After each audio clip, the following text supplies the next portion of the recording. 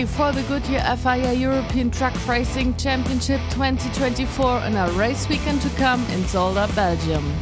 14 teams from 6 countries, about 120 Goodyear tires for one weekend, and all trucks racing with 100% sustainable fuel. Fights for points in total and the Chrome class will determine all action of this exciting championship.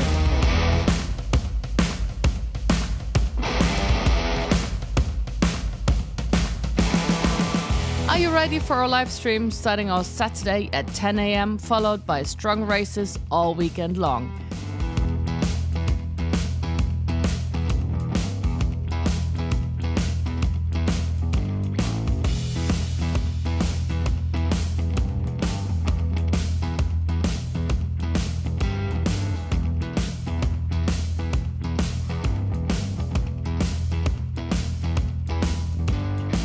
Become a part of the One Truck family and see you soon.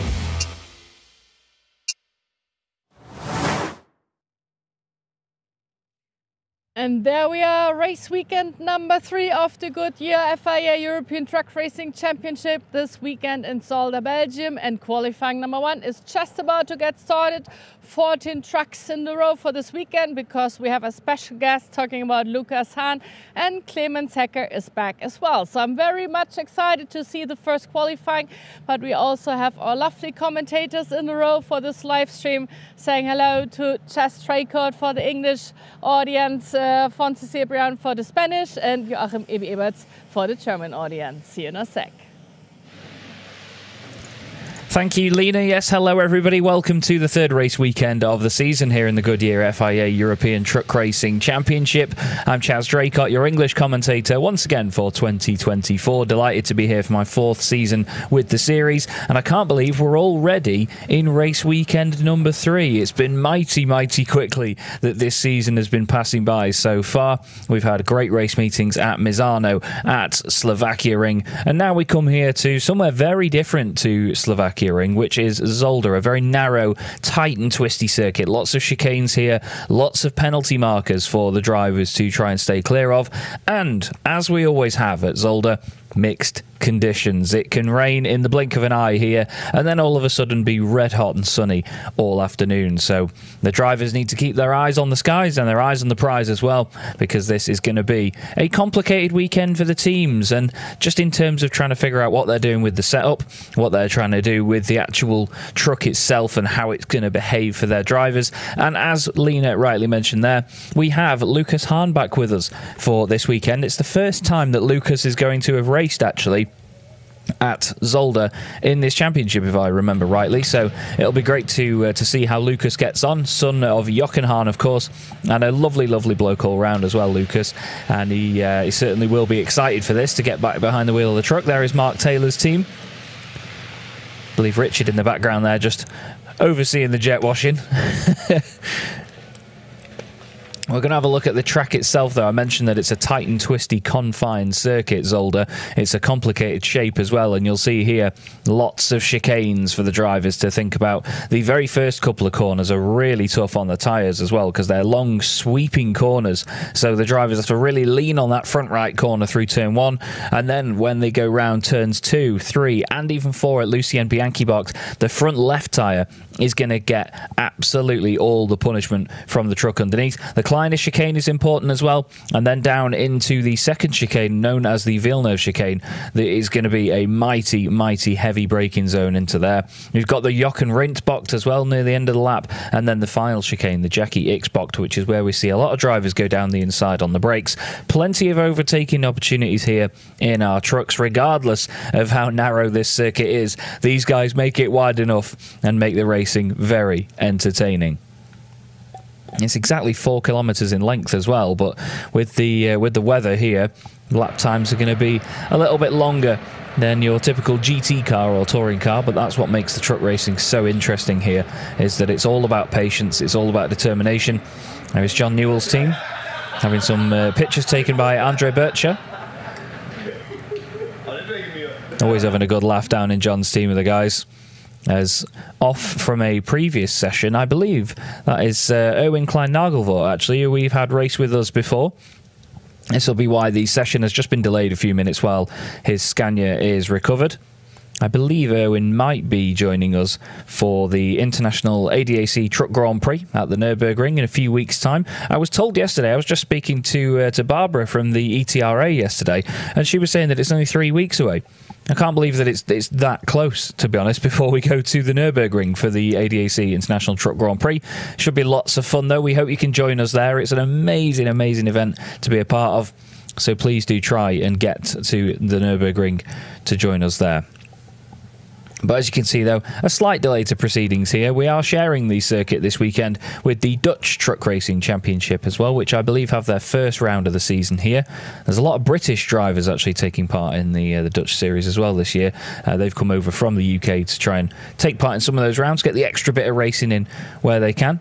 An interesting thing to note here about Zolder as well is if you look at the pit boxes on the left-hand side, the blue and red alternating boxes, you can see they're actually quite steeply downhill. It's not a flat start-finish straight here at Zolder. It gradually makes its way down the hill towards turn 1. So the drivers have to be really careful not to overspeed here because they can naturally gain that little bit more speed. The trucks are capable of exceeding 100 miles an hour and 160 kilometers an hour as they are obviously governed to in the rules. But we have to keep everything in mind when it comes to track conditions and track angle when the drivers are trying to hold off that speed. We're going to have a quick look back, though, at what happened a few weeks ago as we look back at the final race of the weekend from the Slovakia ring. It was an important race as Norbert Kish was hoping to complete his second Grand Slam on the bounce, something that's only ever been done 5 times in the championship's history. And using his 100% renewable HVO-powered wonderful MAN, known as Baloo, Norby would start 8th on the grid in our 12-truck field. The conditions were lots better than we've seen before at the Slovakia ring. Usually when it rains there, it pours and it's an ocean full all at once. But it was Mark Taylor and Steffi Halm starting on the front row together, with a number of the Chrome drivers all trying to fight for a top honours spot.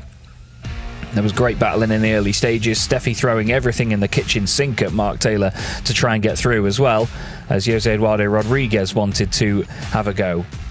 Norbert Kish carved his way through the likes of Sasha Lenz, Antonio Albacete and Jochen Hahn, then overtook Jose Eduardo Rodriguez in the chase to try and get past Steffi Halm. Down at turn 8 was his favourite overtaking place, and he would do it lap after lap down the inside of Steffi, down the inside of Mark Taylor, and would then try and disappear over the horizon. It was all very close stuff, and as Steffi went down the inside of Mark, there was a little bit of contact with Jose Eduardo Rodriguez, who forced his way through. Steffi then having to recover onto the circuit, but did so safely. That sparked a great battle amongst all the Titan-class drivers as well, including Sasha Lenz and Jochen Hahn.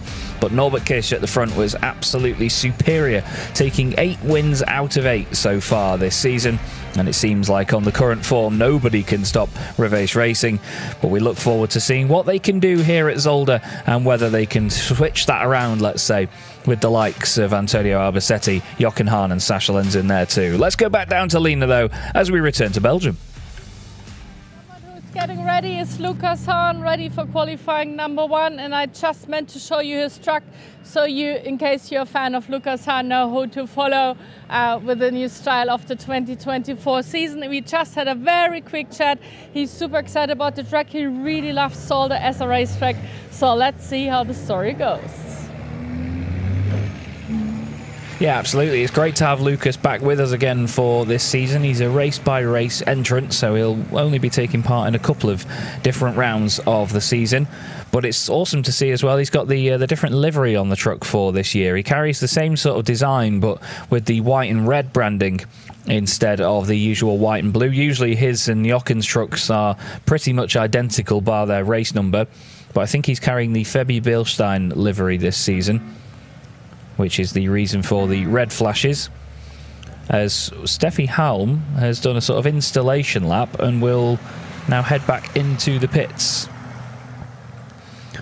Although actually no, I do apologise, this isn't an installation lap at all. This isn't the trucks actually going out for qualifying. What this is because of the shape of the circuit and the size of the paddock and the way that they come through from the back of the paddock to the pit lane, the trucks sort of do half a lap, so they join the circuit before the Kleine chicane.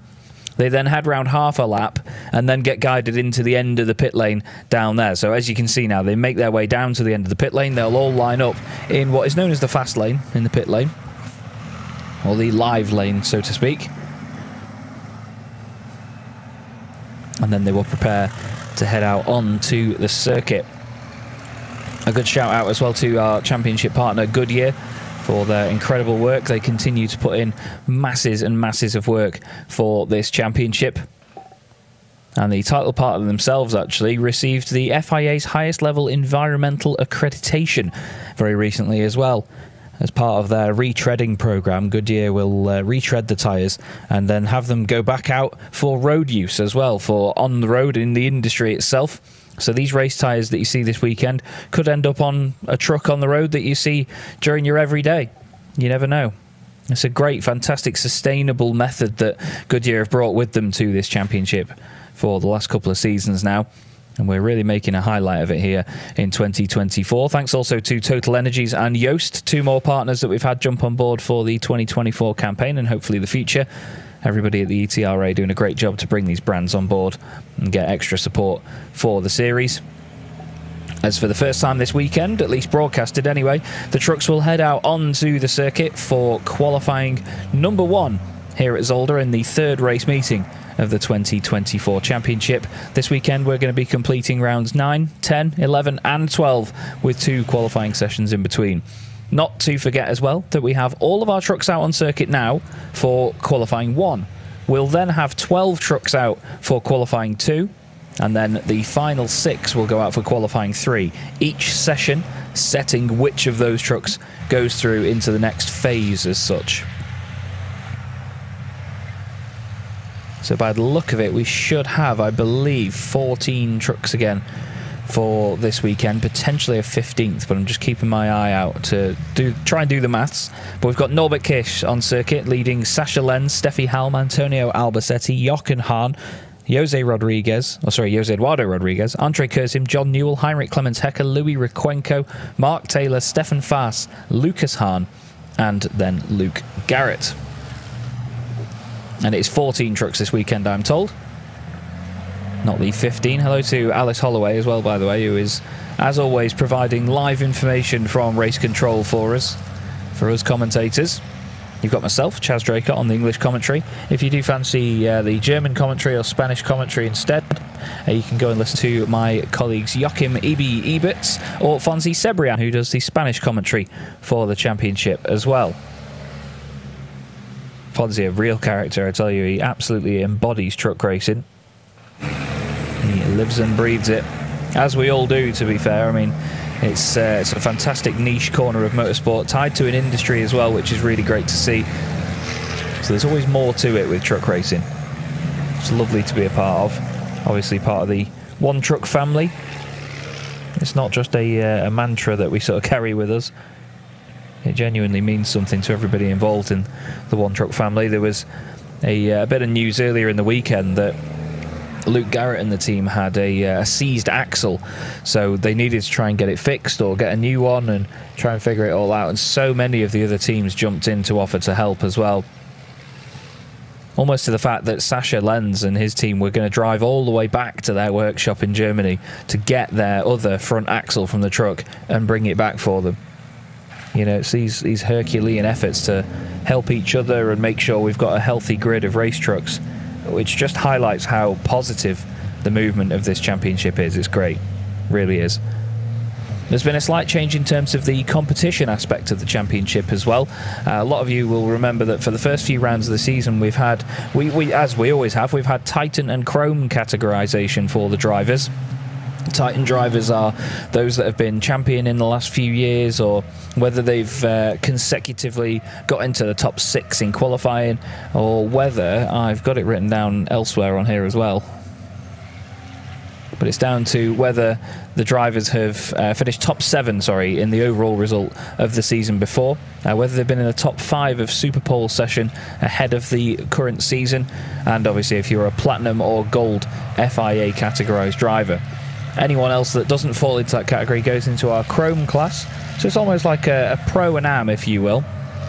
But what we had at the start of the season was that we separated the two. So they were their own individual titles for Titan or Chrome.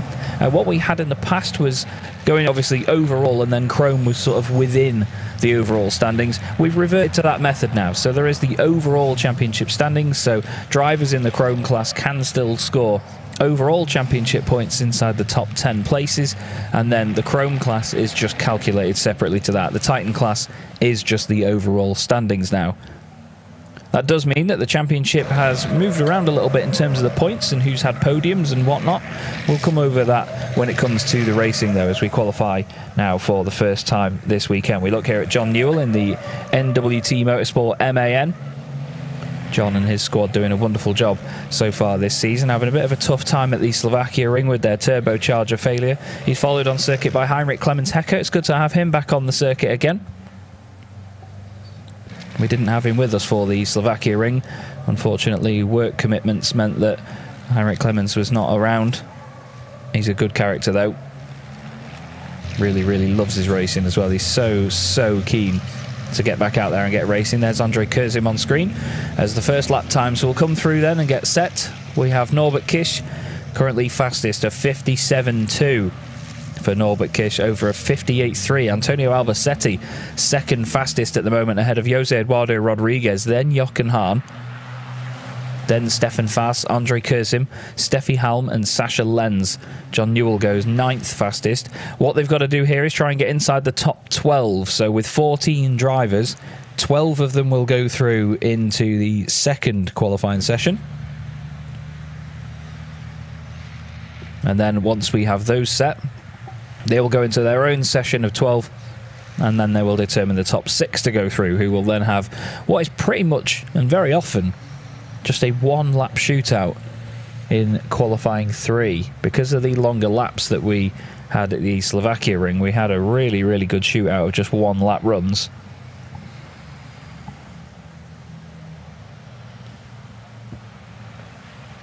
Been told that the number 42 machine had a potential issue on that first installation lap, which was Luke Garrett, but he's got going again and he's set a time at least now up into 12th place.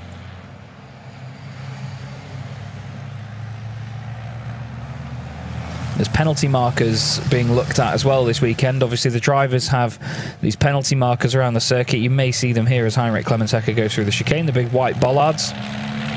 That's basically to be a black and white determination of the track limits here at Zolder, so they're not allowed to cut across and hit those markers. There's a few drivers that have been under investigation for hitting them, which is Antonio Albacete, Jose Eduardo Rodriguez, the number 24 of Stefan Fass, and Louis Requenco, truck number 64. So a few of them may be just overdoing it there. But Norbert Kish, once again, top of the times. And he is, well, 1.1 seconds clear of the rest of the field at the moment, looking mighty impressive once again. And from what I remember, this isn't even their new truck either. I was told that Norbert Kish was building a new truck for the season, but said it was not ready yet. I believe they're still using the original Baloo, which is just amazing. Into the pits he goes. You will see a number of them now peel into the pit lane. They'll be happy with their overall times. Jochen Hahn is happy with 4th position for the time being. No further action on Jose Eduardo Rodriguez hitting the penalty markers. So we'll keep our eye out for that. Jose Eduardo Rodriguez will be happy with that as well. He did a really, really good job. 3rd fastest overall.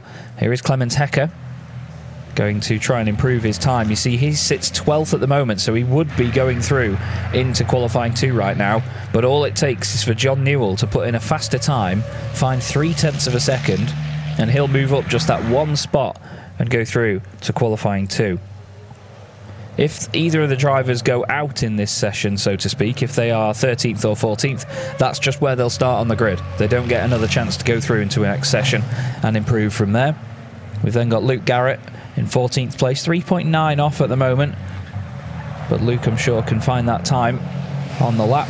So that's why Heinrich Clemens-Hecker needs to stay out there and push on. Mark Taylor is in the top 10. He's come into the pits. Lucas Hahn is still out on the circuit, I believe, but I think he might just be trying to... No, never mind, he's just gone into the pits.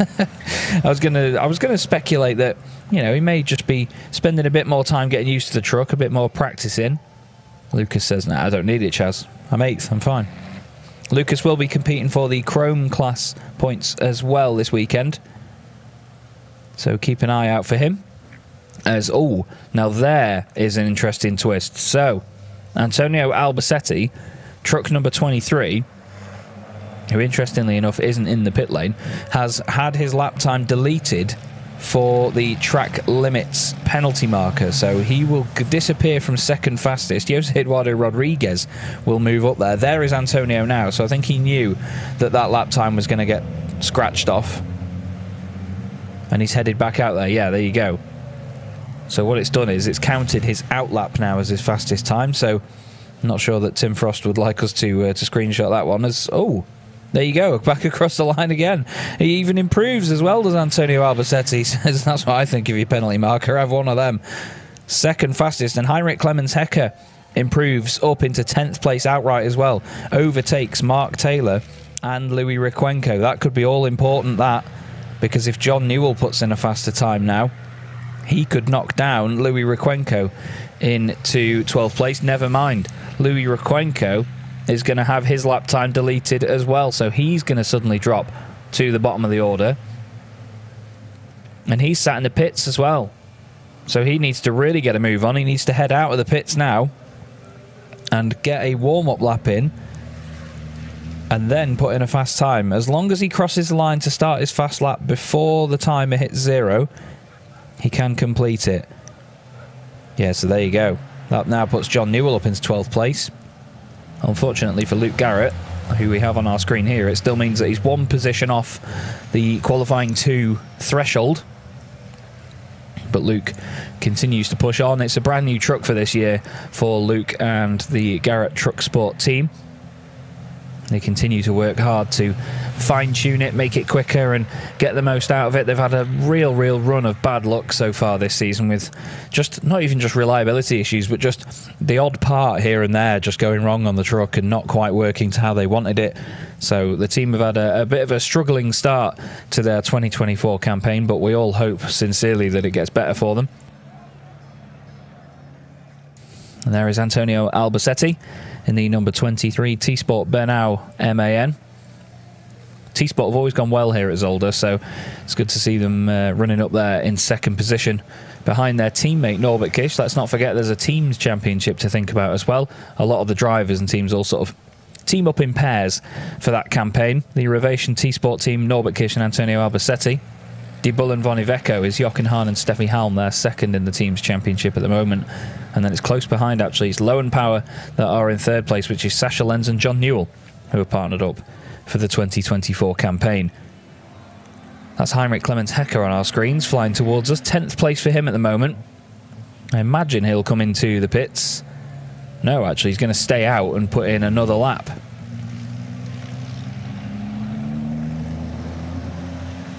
Antonio Albacete knows that his job in that session is done. John Newell is currently going through if he stays out there. Not sure if Requenco has gone back out on the circuit. I think he has, yeah. I think Requenco is back out there to try and set a time. 2 minutes left on the clock. John Newell does a 2 minutes .414. Sorry, 2 minutes 15.3. I do apologise. His fastest lap is a 2 minutes .4. And there are the top 12 on the left-hand side of your screen there. So at the moment, Luke Garrett and Louis Requenco will not be going through into qualifying 2. There's Antonio Albacete coming in. And there is Louis Requenco. Okay, so he's got 1 minute and 40 seconds to get to the end of the lap, so he should be absolutely fine. As long as he starts a qualifying time before that timer hits 0, he can then finish the lap that he's on.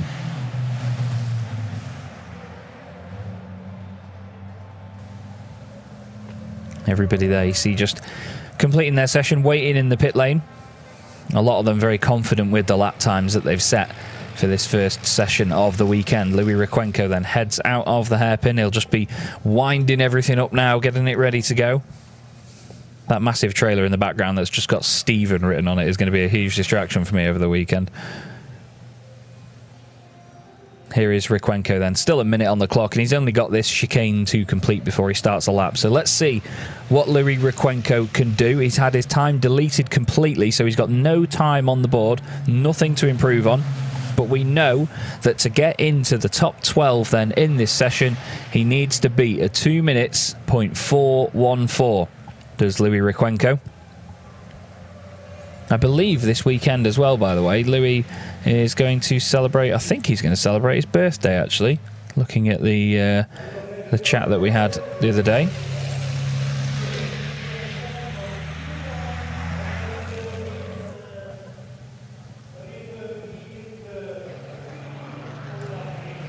Around the first couple of corners, though, is mighty tough in these machines. He's guiding the Iveco around smoothly.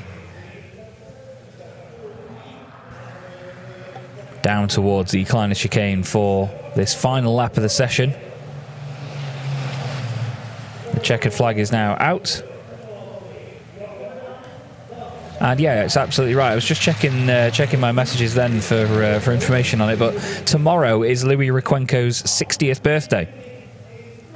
So he's going to be hoping to set himself up for a good early birthday treat here in qualifying by getting into at least Q2, maybe even Q1 along the way. Louis got great pace on his day as well. He'll want to forget what happened last year here at Zolder. I'm sure you've all seen the pictures where the truck, I think it burst an oil line or something, and there was a humongous fire behind the back of the cab. It was very spectacular. Louis was absolutely fine, but the whole truck for just a moment or two burst completely into flames and then very quickly put itself out. Antonio Albacete was out of the session for a moment and then back in again. Second place for him. He's down there with Lena. He really seems to like Belgium as a racetrack, or specifically Zolder. You're quite fast today. Well, yeah, it's not bad. I have the first lap I touched a marker, so I have to do another lap because they canceled the times from the first lap. But I think it's okay, you know. I think the track is going well, so let's see if we can keep this pace for the next quali. Yeah, we have 2 more qualifying, so for now you're set because the top 12 are restarting for another 10 minutes and then the top 6 for another 5 minutes. So are you eager to finally maybe beat Norbert Kish in a race as well? Well, he's so fast. I mean, he's really fast. I don't think so.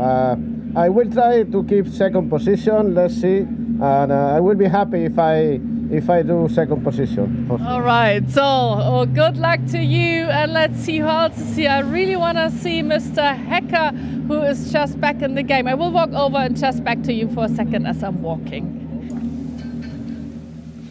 Well, thank you very much, Lena. And I can tell you that, unfortunately, Louis Rykwenko did actually set a very, very close time to what John Newell did, which was a 2 minutes .416. But John has then gone and improved. John's just moved up into 10th position with a 1:59.7 right at the end of the session. You may have seen the time change just as he crossed the line there and just before the graphic went off the screen. But John Newell has made it through into Q2. So too has Heinrich Clemens-Hecker and also Mark Taylor. Louis Rykwenko and Garrett are out of the session. And we're going to go and speak to Heinrich Clemens-Hecker, I believe, with Lena. Yeah, if we have a chance, because I think he's just about to get back on track. So very quick chat, because he only has 10 minutes. Clemens, good to see you again. I know you only have 10 minutes. What's your goal for today? We will see what happens. So we had a big issue in the morning. The engine computer was broken. But right now I think we are P10 and I have to go out. See you later. Okay, yeah, he managed to be in the top 12, so let's see how this lap's gonna go. Good luck. Yeah, absolutely. I was told earlier as well, thanks to Fran Stahlberg, he explained that the ECU was completely just kaput, as they say, when Heinrich Clemens-Hecker's machine just wouldn't fire up properly, wouldn't run properly, so they weren't able to get out for the warm-up session earlier on this morning, but they've managed to get him out there for qualifying and get him into Q2 as well. He qualified 11th in that first session. John Newell just taking that 10th place that Clemens mentioned there right at the end. But a close session between a lot of the Chrome drivers. Sasha Lenz ended up in 9th place after that one. I know that he and the team know that that was just enough to get him through to Q2, and he can really sort of wind it up from there, but he won't be happy to have been that far down the order. Jose Eduardo Rodriguez continuing some fantastic form this season as well, though. The Chrome driver, 6th in the championship overall, and in that session was 3rd fastest out of everybody. Stefan Faas ended up in 5th place as well, so he did a brilliant job. There you see just how big these racing trucks are. They fill the pit lane. It's a sight to behold, I tell you, when you see these things in person. Minimum weight of the racing trucks is 5.3 tonnes, and over 3 tonnes of that has to be weighed over the front axles. Or front axle, it's not like there's 2 of them. John Newell heads into the pit lane, but he's going to be heading straight back out, really, after this one. He's only got a 10-minute session to follow to try and get into Q3, which will be the top 6 drivers from this next session. Louis Requenco just joining in the background there. And we'll wait and see what John can do, because he may just pull over to one side here. The team will check the tyre pressures, check everything, and then throw him back out there on the circuit. Or they may just have him carry on straight through. But it's like a bit of a sort of set of skyscrapers down there. I'm not sure if we have a shot with Lena down there in the pit lane, whether she can have a look. But they tower over just about everything down there, don't they, Lena? And I just meant to show you the truck of Luke Garrett, number 42. I'm a huge fan of this number specifically. And I'm also a fan of Luke, because he is here with his family. It's a very small team. He's just coming from the British Championship, first time in the European Championship. And we already had a chat, and he was like, I really thought it's gonna be less competition for him. He thought he was as fast as all the other drivers, but they have so much experience that he's still learning, still like running behind a little bit, but he also had some technical issues with his truck. So for everyone who's just like a fan, maybe also from Great Britain, just keep your fingers pressed that this is going to be a good race weekend for him, because he really deserves finally to reach the finish line. Yeah, absolutely. As mentioned, a lot of poor luck for Luke and the team so far this season, and hopefully that improves for them. They've had a few reliability problems and just components just going wrong, unfortunately, that lead to a bit of a domino effect. And as Lena rightly mentioned, it is a small team. Luke and his family, his wonderful wife Lisa as well, here as part of the weekend. And just to be fair, they always have a smile on their faces as well. They always try and do their best to enjoy the race weekends while they're away.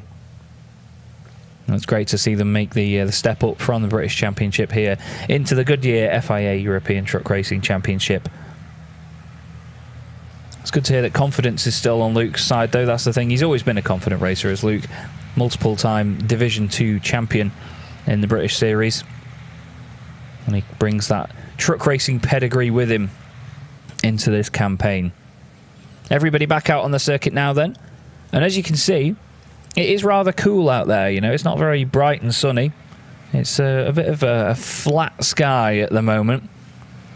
And the circuit not necessarily completely dry. I think there's a little bit of moisture on the track from earlier this morning. As mentioned, we are sharing the circuit with the Dutch Truck Racing Championship over the course of the weekend, and the wonderful people that do the broadcasting here at VG were showing me all of the footage from the weekend as they did camera tests and all sorts. I was watching some of the trucks from the Dutch series earlier on, and there was definitely some water still on the track, so it's good to get that insight. There is Lucas Hahn, by the way, in the white and red Iveco S-Way. You can see they've sort of cut away the bodywork on that front bumper from last season. I mentioned earlier that he and Steffi and Jochen as well, and even Andre Kurzim had this bodywork that sort of flicked out slightly at the bottom. It's still a bit wider than the front bumper that we see on Jochen Hahn's truck, is Lucas's, but it's a lot more tidy than it was in previous seasons.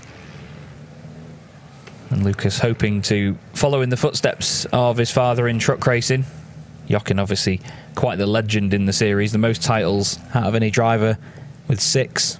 Norbert Kish hoping to try and equal that this season. But Lucas is a great character. He's taken a couple of overall race victories as well, a very emotional one, his first one at the Nürburgring last season. There were incredibly emotional scenes.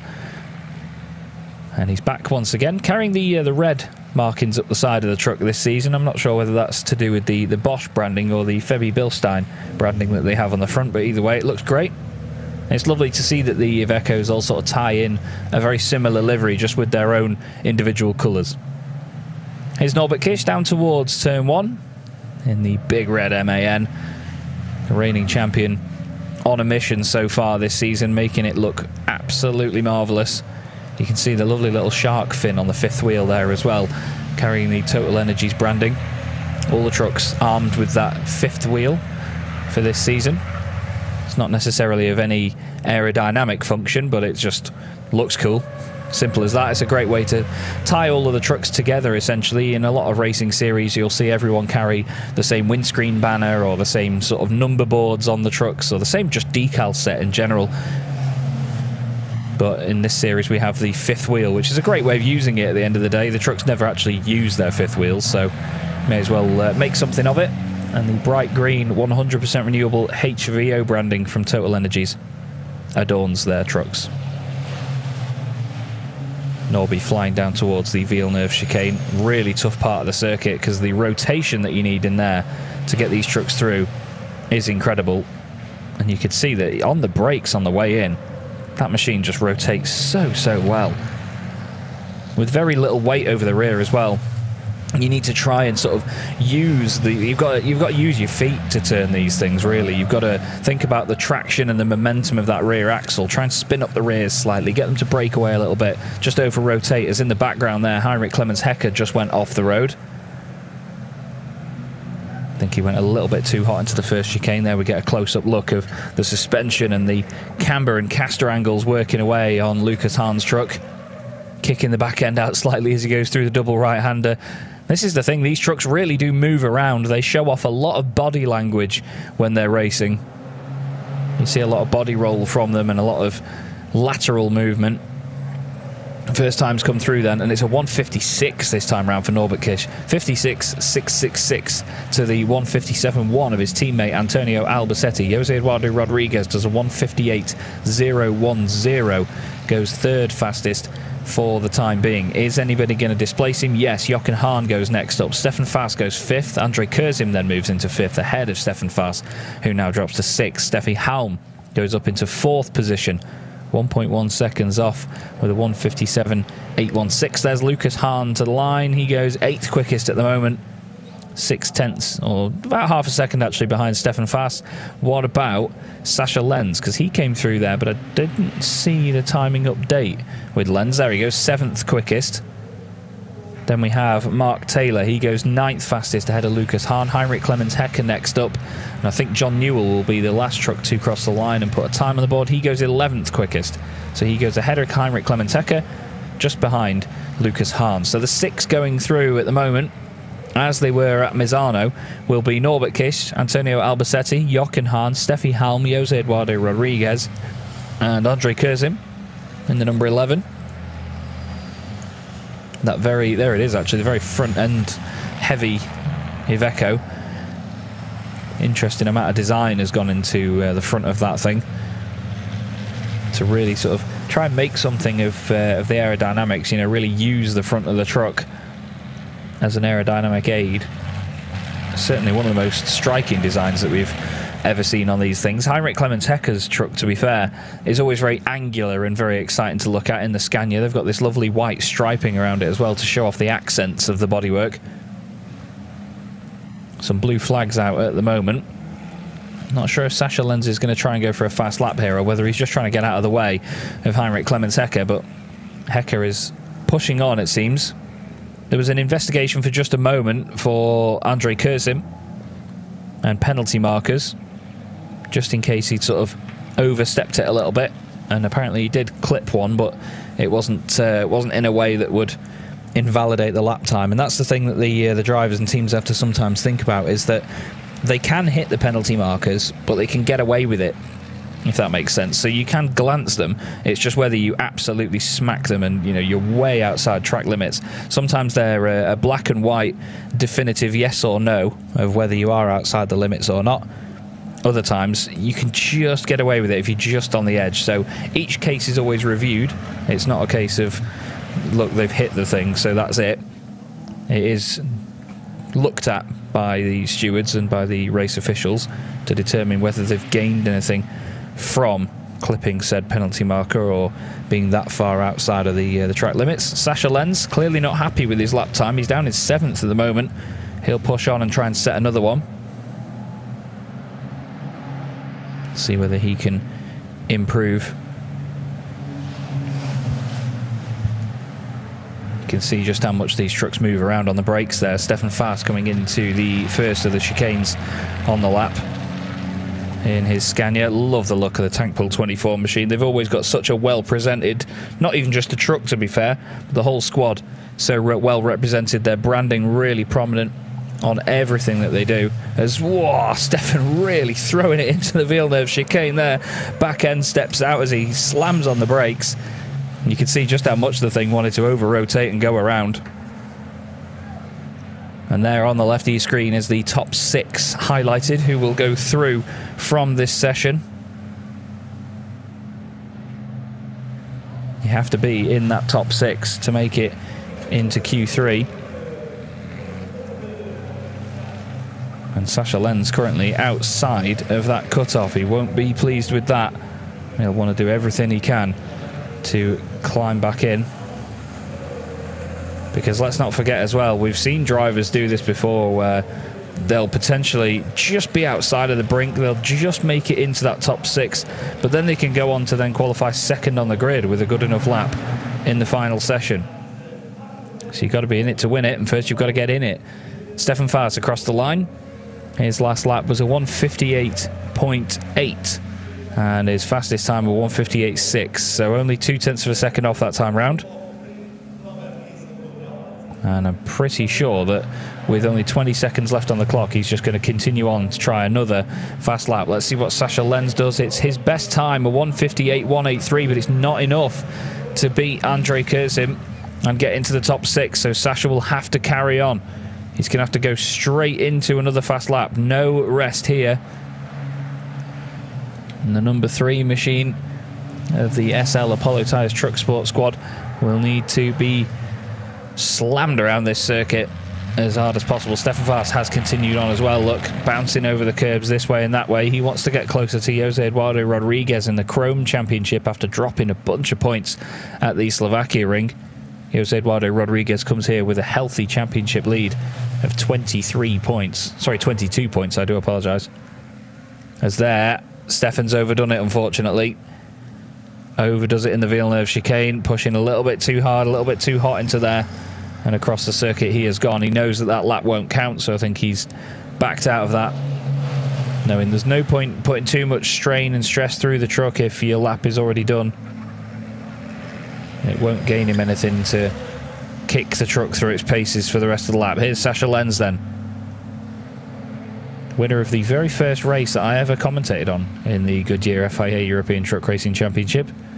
He won the first round of the season at the Hungaro ring back in 2021.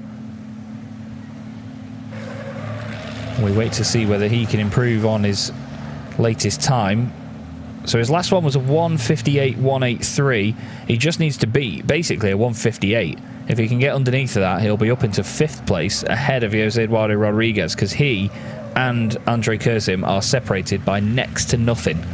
30 thousandths of a second between the two of them. Out of the final corner comes Sasha Lenz then. What can it be? It's a 58.1 to beat. Needs to get lower than a 58.042, and it's a 1:58.6.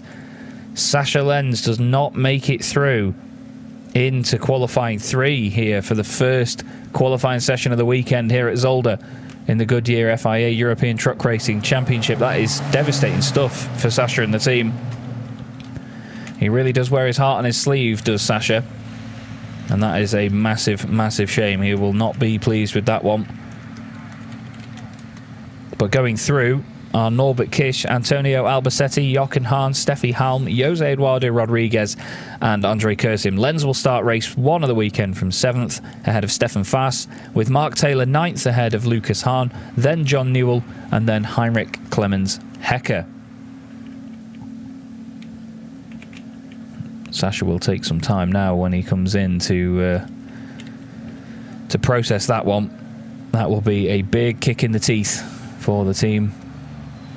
But if anybody knows Sasha, you'll know that he'll come fighting back from that one.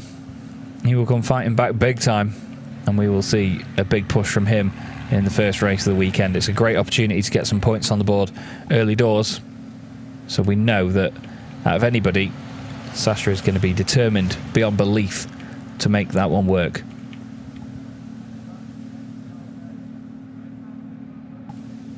Unfortunately for him, though, he has these few minutes now where he has to continue on round the circuit and think about it for a bit before heading back into the pits.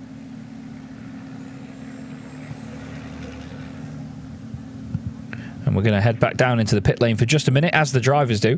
And we're going to speak to Lena, who's with Andrei Kurzim, who's made it through into Q3. Exactly, number 6 in total, which means he has another 5 minutes of qualifying. And I just want to know how important it is to him being in the last 5 minutes of qualifying. Andrea, you just managed to have another 5 minutes of qualifying. How important is it for you to push even more now? Yes, hopefully we can do the 5th or 4th. Moment, sorry. Hopefully we can do a 5th position maybe, and hopefully we can go in front. We will see. Yeah, he's communicating with his team right now with his helmet. This is why he was listening. So I just let them do their job, because they barely have like a very small spot to be back on track, and just in case they have to reset something, I let him go. Let's see who else we will have on the horizon. Maybe Sasha Lenz, who I have a feeling might be not as happy as he normally is after qualifying. Chaz, back to you.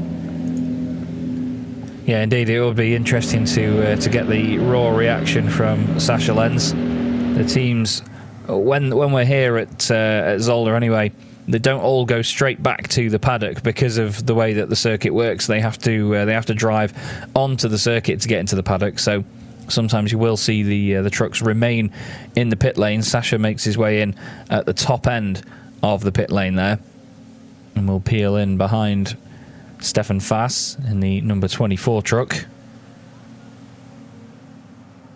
But we just wait for a few minutes here before Q3 gets underway. So the top 6 go through. So it's Norbert Kish, Antonio Albacete, Jochen Hahn, Steffi Halm, Jose Eduardo Rodriguez, and Andrei Kurzim. There you can see Lucas Hahn just making his way down the order now as well. The only benefit really to sort of out-qualifying anybody else in the first of these sessions is that it changes the order in which you go out onto the circuit. So for Q1 at the start of the weekend, they go out in championship order onto the circuit, just in case the drivers, find any added benefit from being out before the others and choosing the sort of the pace that they set, let's say, on the outlap and getting a bit of clear track in front of them. And then for these sessions, it's basically just down to who and when in terms of the lap times. Lena is down there in the pit lane, though, I believe, with Sasha Lenz. Yeah, who's just like about to get some air in his truck. Sasha, you're normally quite a fast guy. You did quite well at the last race weekend in Slovakia Ring. What's that going on today? Wrong setup of the truck? I don't know, It's what it is. So sometimes you win, sometimes you lose. Now we lose in qualifying. It was not the best performance from my side, I think. So, but anyway, later we drive a race, and then that's important. Yeah, I know you, and he's a very strong driver when it comes to fighting back in top positions. So maybe that's what you need for today, to be on 7th place and then just push back. The other guys are not slow. There's no question. But yeah. I think I make too much mistakes in the qualifying, so that's it. I mean, Zolder really has it on the trucks. We can see you're almost drifting in every corner. It's a very short and very strong track. Do you like it to drive? It's not my favorite circuit, but anyway, we cannot change. So. All right. So you go back to race mode later on, and let's see how qualifying number 3 will have our top 6 positioned afterwards. Thank you, Lena. Thank you very much, Sasha, as well. It's not easy to have that straight after a session, bless him. And you can see how much it means to him, to be right up there. Sasha is so competitive. He's such a genuine bloke as well. Like I say, really wears his heart on his sleeve.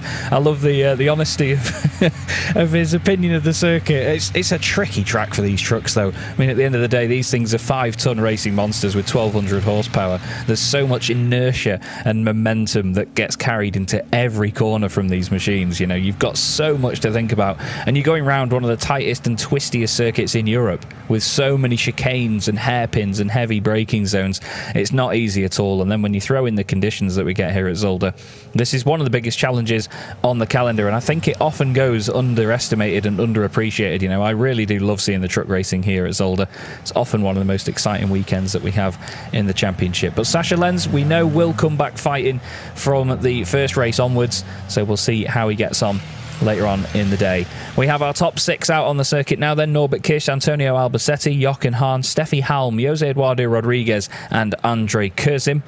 These drivers will pretty much get just one lap, I'm pretty sure, to get a time on the board at least. And they've got to be so careful of penalty markers. If there's one circuit where having one lap on the board is going to be a difficult one to grab, it's going to be this one. Because there's so many places where you can trip up over a penalty marker and just overdo it on an apex where big commitment is required. There's Jose Eduardo Rodriguez really storming through in the Chrome Championship so far this season. 105 points coming here to Zolder. Not quite sure whose truck that is, but I don't quite think that fits regulation. We've got Norbert Kish coming around the final hairpin now. 2 minutes 45 on the clock, so if they're quick enough, some of them may get 2 laps in here, but I don't think that they necessarily like doing 2 laps in a row, because once they've heated up the tyres, they've heated up the engine, and they've really kicked the truck's head in, as we say in the north, then I don't think it's really the optimum thing to have a second lap consecutively. So here we go then. Around the final chicane they go. 2 minutes and 15 seconds on the clock by the time Norby crosses the line. And it's just under 2 minutes a lap here, so I don't think that any of the others will get 2 laps in. Norbert Kish and Antonio Albacetti, the first ones across. I think a lot of them have subscribed themselves to the fact that they will only get the 1 lap on the board. 2 minutes on, and it's Jochen Hahn next up. Then Steffi Halm, Jose Eduardo Rodriguez and Andre Kurzim. Definitely not getting 2 laps on the board here, because we saw 156s from Norbert Kish. He was the only driver to get into the 156s in the earlier session, and those guys crossed the line with less than that to go. Not disrespecting their pace or their capability at all, but just we know that it's very, very unlikely.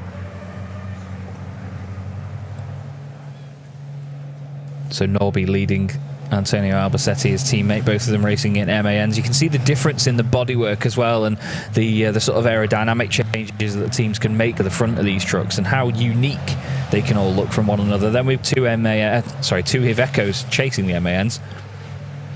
Jochen Hahn and Steffi Halm, the 2 teammates at Die Bullen von Iveco. Norby and Antonio making their way through the Villeneuve chicane. It's almost like poetry, isn't it? It's just beautiful watching them emerge down the corner known as Butt, around the left-hander through the forest. The truck's weaving this way and that way over the curbs. That front left wheel bouncing as well across those sausage curbs. The suspension, it absorbs so much impact through there. It looks like the wheels sort of rattling off as they head through the left. Then the double right-hander, so difficult there to get on the power, then off the power, then on the power again, without really snatching that rear axle and spinning up all the rear wheels. 4 wheels on the back of these trucks as well, so plenty of traction being put down from the rear axle. Some of these engines producing over 6,000 Newton meters of torque. Yes, really. So 20 seconds on the clock then. Norbert Kish round the final corner is going to put the final time on the board. And it's a 1:56.1 this time from Norbert Kish. Wow. 0.5 of a second quicker than he was earlier on. Incredible stuff. 0.8 of a second quicker than Antonio Albacetti. Jochen Hahn goes 3rd fastest. Steffi Halm goes 4th. So Jochen Hahn not on the front row for this one by the look of it. Jose Eduardo Rodriguez goes ahead of Steffi Halm. What can Andre Kurzim do with his time? He goes 6th fastest, 2 seconds off. And the checkered flag is out. And I wonder whether any of them will try and improve on that. I think that's going to be Antonio Albacetti's best qualifying of the season. He's, yeah, third was his best before now. And he gets up there into second place. Looks like he may have carried on though. He's still pushing because he's got chance to improve. I think he knows that Jochen and the trucks behind could also improve, although that looks to me there like he might have backed out of it. Not sure whether it was the turbocharger of Norbert Kisch's truck spooling down there that I could hear. And yeah, it looks like Antonio is still pushing into the Villeneuve chicane. You can see a lot of the steam coming off the front wheels there. These trucks have water-cooled brakes, so a lot of the time they have an automated system that once they've been on the brakes and then they let go again, before the next corner, the system will spray water onto the brakes to cool them down actively. You'll see a lot of steam coming out of the front arches. You can even see it there, actually, from Jose Eduardo Rodriguez and Andre Kurzim. Neither of them crossing the line before the timer hits 0, so they don't get a chance to do another lap here. Antonio is still pushing on. I think, to be fair, I was going to... I always call Antonio a legend, and it's very well deserved. He really is a legend of racing in Spain. They really do give him superhero status, and unsurprisingly as well, he's got such a massive career that has spanned many forms of motorsport. He's Spanish Formula Renault champion, Spanish touring car champion multiple times as well. He's been racing for some 26 years. In truck racing alone, actually, I must add. He's been racing even longer than that elsewhere as Antonio. He crosses the line, doesn't improve that time round. He was only 0.2 of a second off, though. That lap time that he's just done there... Oh, no, I do apologise, actually. It was 1.2 seconds off. I did think it looked strange. But yeah, that would have put him 4th fastest, that second lap. So his first one was the one that counted, and his first one was the one that got him a front row spot. And I believe that's the first time this season that we haven't seen Jochen Hahn joining Norbert Kisch on the front row. And there are no improvements from any other drivers there, so it will be Norbert Kisch once again continuing a run of 100% pole positions.